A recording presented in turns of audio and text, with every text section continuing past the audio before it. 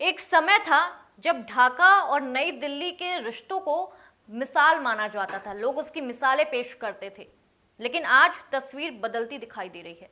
नई सरकार के प्रधानमंत्री तारिक रहमान एक तरफ भारत के साथ रिश्ते सामान्य रखने की बात कर रहे हैं, तो दूसरी तरफ चीन के साथ आर्थिक और रणनीतिक साझेदारी भी तेजी के साथ आगे बढ़ा रहे हैं।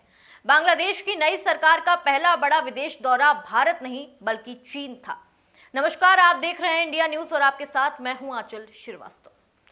इस यात्रा में बीजिंग और ढाका के बीच 17 समझौतों पर साइन हुए हैं और तीस्ता नदी प्रोजेक्ट पर भी चीन से मदद मांगी गई है। और ये वही मुद्दा है जो दशकों से भारत बांग्लादेश के बीच अटका हुआ है। उधर पूर्व प्रधानमंत्री शेख हसीना अब भी भारत में हैं और उनकी वापसी पर सस्पेंस बना हुआ है। और ठीक इसी वक्त भारत की उत्तरी सीमा पर चीन के साथ एक पुराना विवाद फिर सुर्खियों में आता हुआ दिख रहा है। सवाल यह है कि क्या बांग्लादेश अपनी विदेश नीति बदल रहा है? क्या चीन भारत के पूर्वी पड़ोस में अपनी पकड़ मजबूत कर रहा है? और आखिर भारत चीन सीमा विवाद के बीच ये पूरा घटनाक्रम कितना अहम है? आज के अनसीन शो में हम इसी पर बात करेंगे कि बांग्लादेश, चीन और भारत की इस पूरी टिकड़ी को समझने की कोशिश करेंगे। साल 2009 से लेकर 2024 तक बांग्लादेश की राजनीति में शेख हसीना का दबदबा रहा और इसी दौरान भारत और बांग्लादेश के रिश्ते अपने सबसे मजबूत दौर में पहुंचे। 2015 में दोनों देशों के बीच ऐतिहासिक लैंड बॉर्डर एग्रीमेंट हुआ था। सुरक्षा सहयोग बढ़ा, सीमा पर समन्वय बेहतर हुआ, रेल और सड़क संपर्क मजबूत हुए और ऊर्जा क्षेत्र में भी साझेदारी लगातार बढ़ती हुई दिखाई दी। लेकिन 2024 के छात्र आंदोलन के बाद शेख हसीना की सरकार सत्ता से बाहर हो गई और वो भारत आ गई। इसके बाद बांग्लादेश की राजनीति ने एक नया मोड़ लिया और अब बांग्लादेश भारत, चीन और पाकिस्तान के बीच ढोलता दिखाई दे रहा है। फरवरी 2026 में बांग्लादेश में हुए चुनाव के बाद तारिक रहमान की पार्टी बीएनपी सत्ता में आई। पद संभालने के बाद उसका पहला विदेश दौरा मलेशिया और फिर चीन का रहा।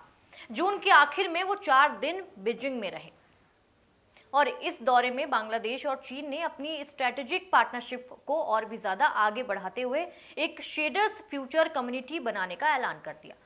तारिक रहमान ने चीन को बांग्लादेश का सबसे भरोसेमंद पार्टनर तक कह दिया। साथ ही बांग्लादेश ने तीस्ता नदी प्रबंध प्रोजेक्ट में भी चीन और से उससे मदद मांग ली और ये वही प्रोजेक्ट है जिसमें भारत के साथ 4 दशकों से बातचीत अटकी हुई है। बातचीत आगे नहीं बढ़ पा रही है।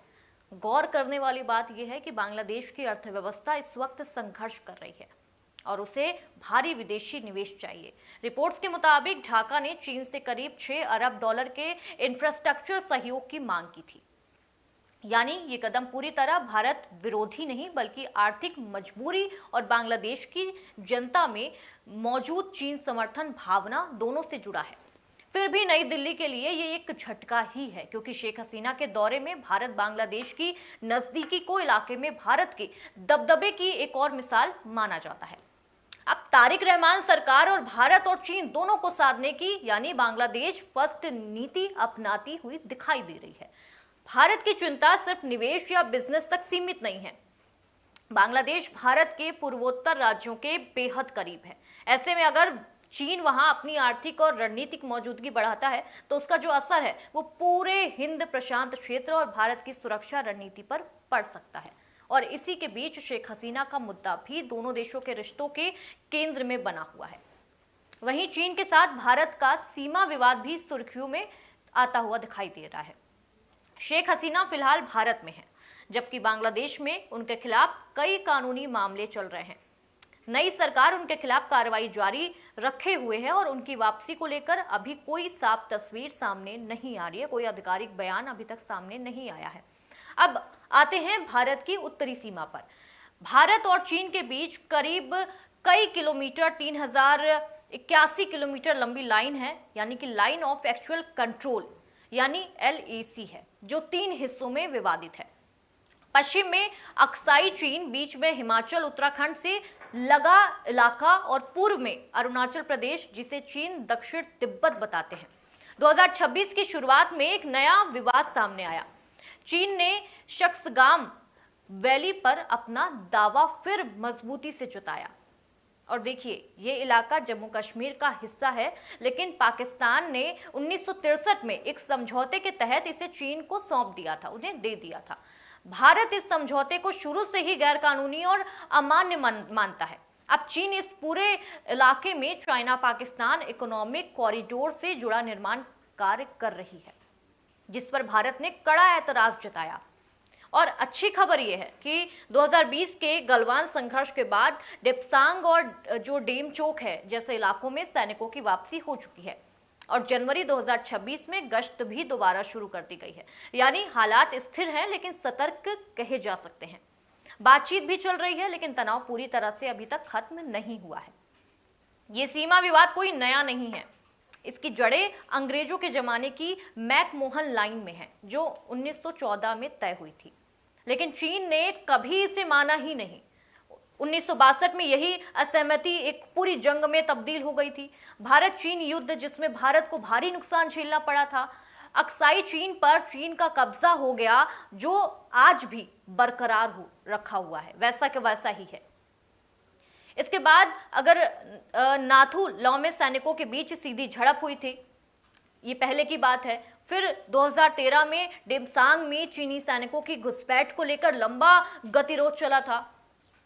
2017 में डोकलाम में भूटान की जमीन पर चीन के सड़क निर्माण को लेकर भारत और चीन है वो आमने सामने आ गए थे, जो हफ्तों बाद कूटनीतिक तरीके से सुलझा था। और सबसे ताजा जून 2020 का गलवान संघर्ष, जिसमें दोनों तरफ के सैनिकों की जानें गईं। यही वो घटना है जिसने दोनों देशों के बीच भरोसे को सबसे ज्यादा नुकसान पहुंचाया है और आज तक के तनावपूर्ण माहौल की नींव वहीं से रखी गई थी। यानी शख्सगाम को लेकर मौजूदा विवाद इसी लंबी और बार बार दोहराई गई कहानी की एक और कड़ी है। तो एक तरफ बांग्लादेश भारत और चीन के बीच संतुलन बनाने की पूरी कोशिश कर रहा है और शेख हसीना का मुद्दा भारत बांग्लादेश रिश्तों में कांटा बनता हुआ दिखाई दे रहा है। दूसरी तरफ भारत की उत्तरी सीमा पर चीन के साथ पुराना विवाद एक नया रूप लेता हुआ सामने आ रहा है। दोनों ही मोर्चों पर भारत को एक साथ कई मोर्चों पर संतुलन साधना पड़ रहा है। आपकी इस पर क्या राय है, हमें कमेंट बॉक्स पर जरूर बताइएगा।